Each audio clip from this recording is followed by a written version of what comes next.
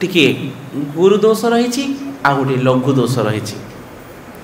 गुरु कहले बड़ दोष एवं छोट दोष। छोट दोष को क्षमा अच्छी, बड़ दोष को क्षमा नहीं, दीटा जाक दोष अच्छे। जितेबाला आमे समस्त कर्म को अर्थात दोष को करदे तार फल भोगिबा। जोपरि कि बाइण गछ पोतिबा, बाइण खाइबा, आंब गछ पोतिले आंब खाइबा, हाँ कर।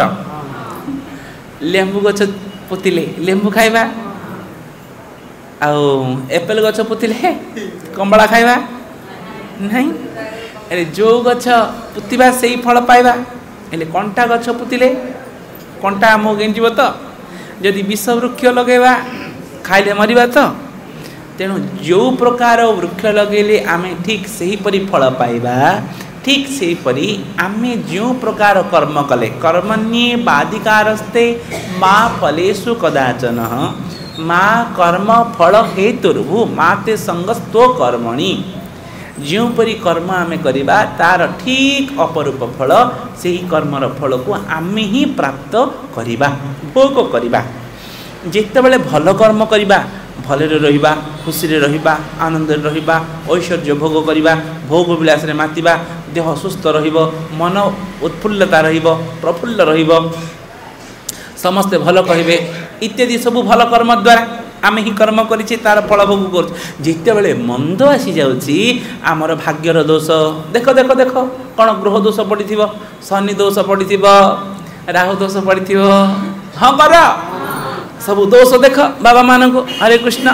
ताहले आमे कौन करुचे ना, जितेबेले मंद होउछि, हरे कृष्ण हरि बोल,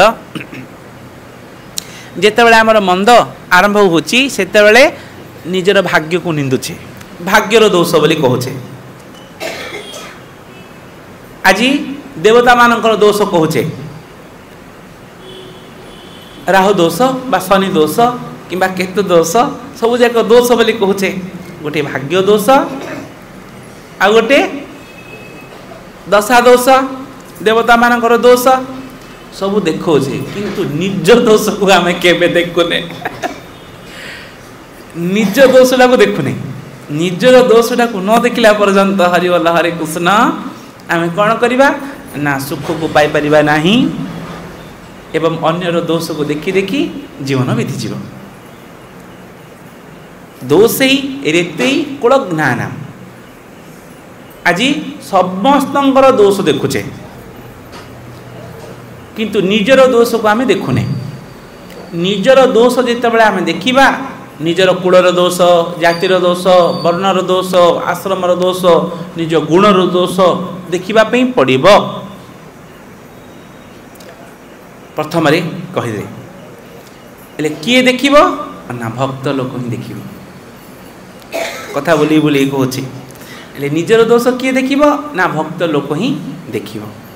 अच्छा,